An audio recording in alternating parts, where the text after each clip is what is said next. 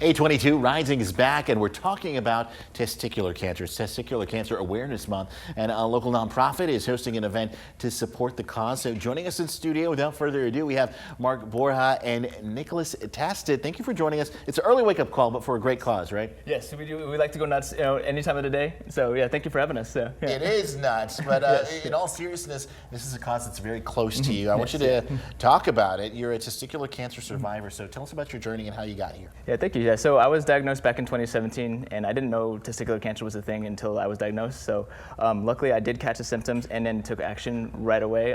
So unfortunately, I did lose my left testicle, but because of me taking action right away, I didn't have to worry about any other further treatments like chemo or radiation. I was very lucky. I had the 85% chance of not getting it. So I was like, okay, I'm gonna run with this.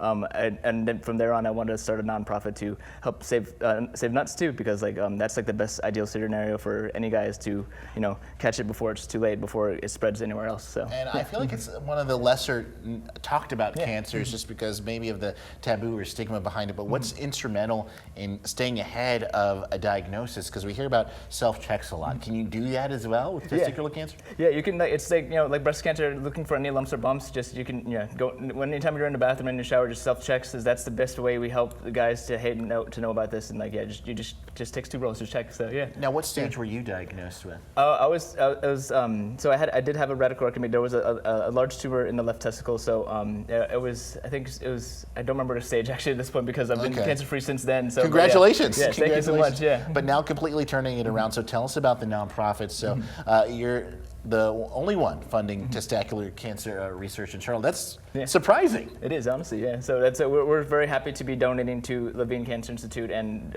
supporting them, because that's where I went for all my stuff, all my scans and everything. So yeah, we're happy to bring it back to keep it in the community. So. And in that way, you're keeping in contact with the same doctors and researchers who helped treat you. Yes, yeah. That's awesome. So I want to talk to you as well, not to leave you out. You have an exciting event coming up about saving that, right? Yeah, we do. We've got an event at the TAPIN. It's on May 6th, and it's just some fun with some brews and some virtual golfing.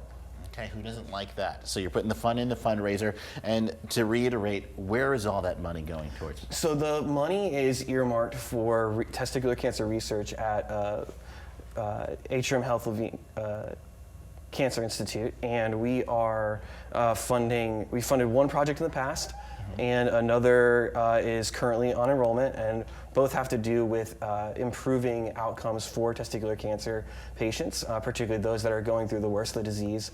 And it focuses on clot prevention, because clots complicate chemotherapy. And what ends up happening is that when a patient gets a clot, the doctors have to reorganize how much chemotherapy you get. And as they reduce that down, it reduces odds of surviving. Okay.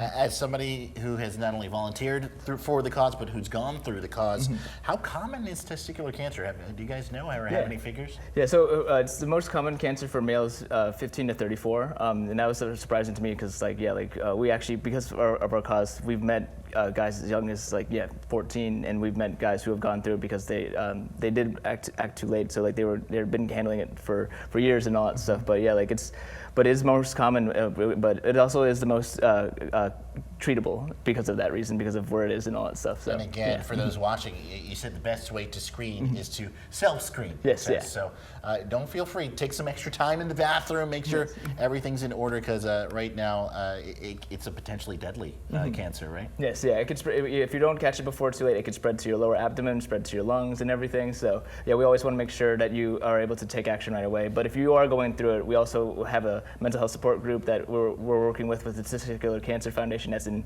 Austin, Texas, and that way you can just call in every Thursday and check in, make sure that you're not the only guy that's going through it. And yeah, even here in the community, we always want to make sure that we do these events to help guys know that they're not alone and all that stuff. So hey, the guy gang is strong, and we always don't encourage you guys to go nuts, but if you're gonna go nuts, might as well do it for a great cause. There's the event information on the screen. Tap in Wednesday, May 6th. It should be a fun time. Who doesn't like to say cheers and celebrate survivorship, and we're here all about that on Rising. So we'll put this on our website in case you guys want more details. But for now, we're going to go to a good old Rising break and be back with much more on the other side.